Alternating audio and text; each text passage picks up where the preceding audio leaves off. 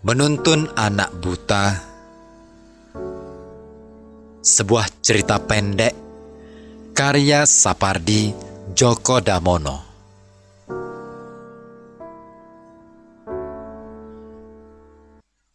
Ada seorang anak buta menyeberang taman, dibimbing ibunya,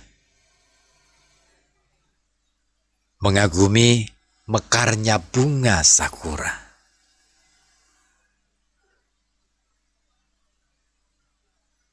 Itulah puisi pendek yang ditulis kakiku, seorang penyair klasik Jepang.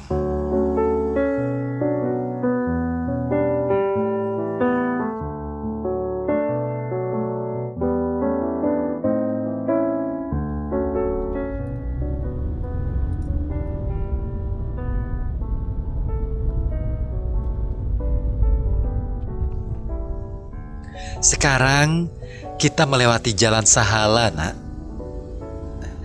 Di sepanjang jalan ini tidak boleh ada yang berlawanan arah.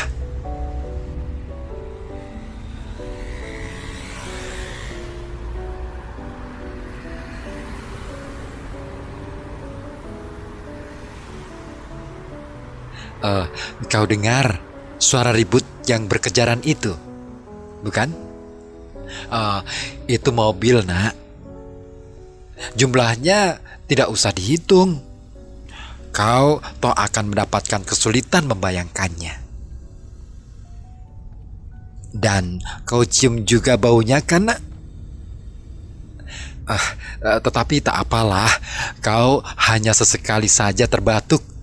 Lama-lama akan terbiasa juga.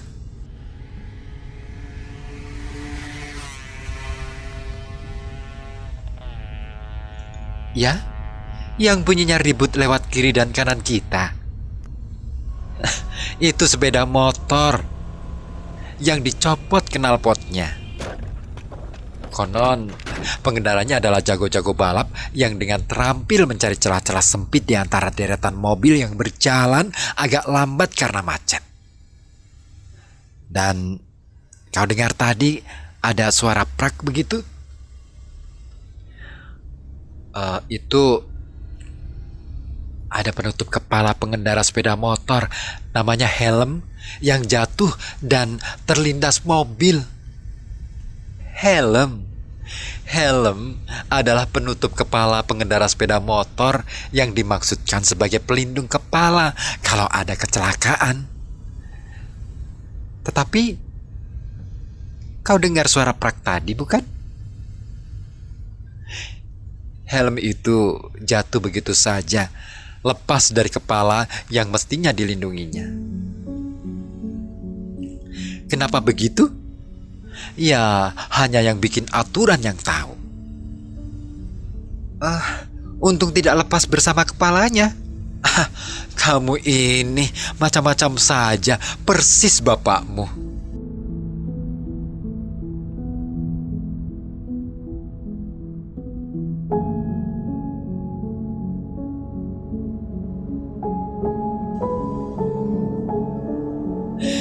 Kita sampai di perempatan jalan sekarang. Bukan pasar seperti yang di kampung kita itu, tetapi tempat orang menawarkan macam-macam, meskipun ada juga miripnya.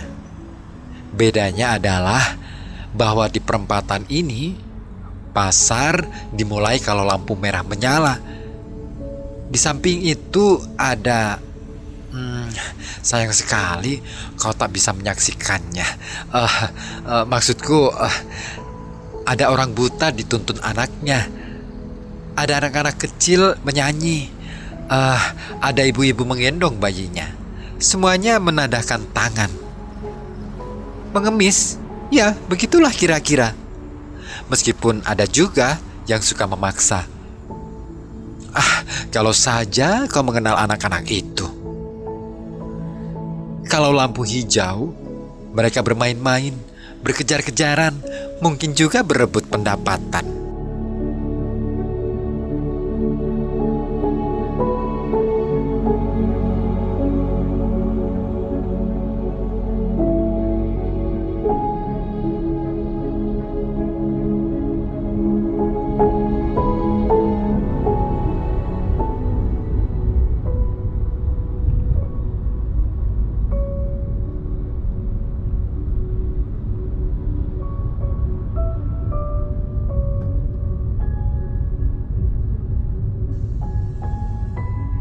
Nah, kali ini kendaraan kita kena macet.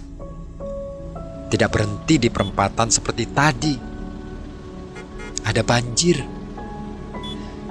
Di kota ada juga banjir. Tidak hanya di kampung kita.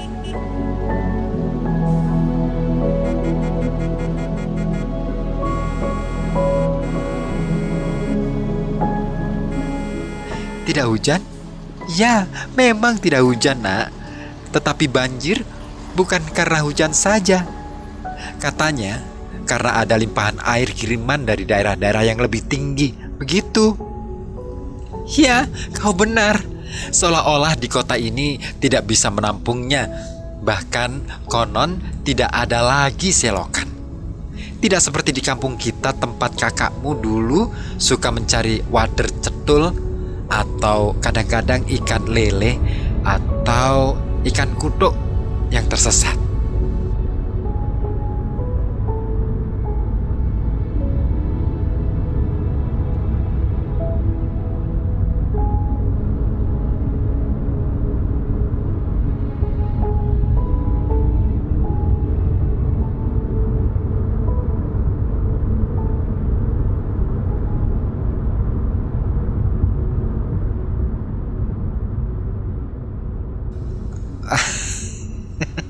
Tentu saja, anak-anak di sini tidak ada yang pernah kena pati lele.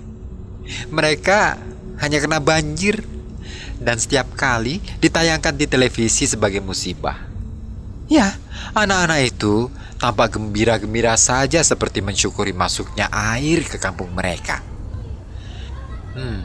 Nah, suara ribut itu adalah teriakan anak-anak yang gembira karena mendapatkan upah mendorong mobil mogok.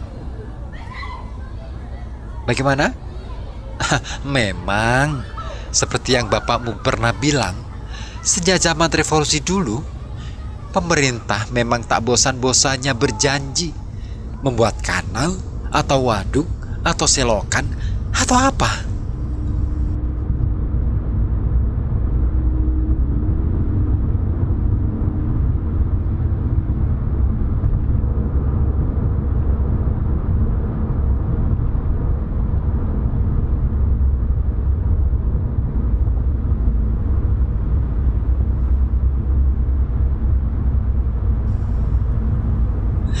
Nah, kita keluar dari jalan protokol sekarang.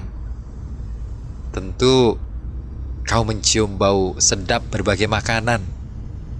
Ya, trotoar jalan ini sudah menjadi pasar, Nak. Pejalan kaki harus mengalah. Harus berjalan di pinggir jalan agar tidak ketabrak mobil atau motor karena tidak ada lagi trotoar.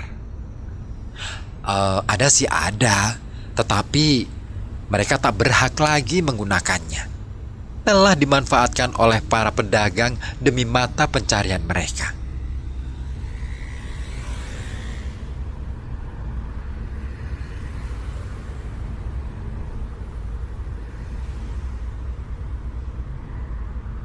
Kalau begitu, nanti mau jadi pedagang saja boleh mengambil hak orang lain. Wah, kau tampak bersemangat kalau bilang begitu. Enak berdagang di jalan ini. Pohonannya rimbun dan teduh dan menjadi sasaran orang kantoran yang cari makan siang tapi tak mampu ke restoran. Tapi konon ada rencana membabat pohon-pohon yang umurnya entah berapa puluh tahun ini untuk persiapan pelebaran jalan.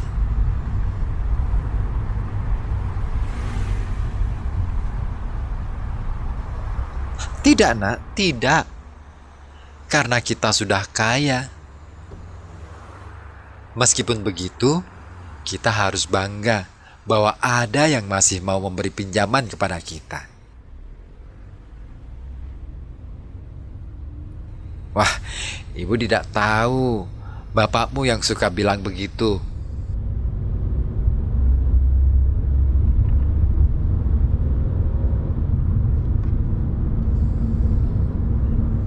Jalannya memang mutar-mutar, Nak.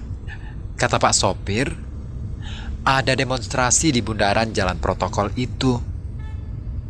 Pak Sopir takut nanti ada begini atau begitu. Jadi cari aman saja.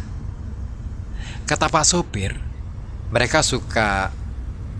entahlah, Pak Sopir kita ini rupanya pernah mendapat pengalaman begitulah. Ibu memang sering menontonnya di televisi, nak. Sama saja satu sama lain. Susah membedakan yang ini atau yang itu. Jangan ketakutan, nak. Kemarilah, kemari. Biar ku peluk kau. Kita lewat jalan tikus sajalah. Seperti kata Pak Sopir. Pak Sopir bilang, taman itu terletak di ujung jalan sana, nak.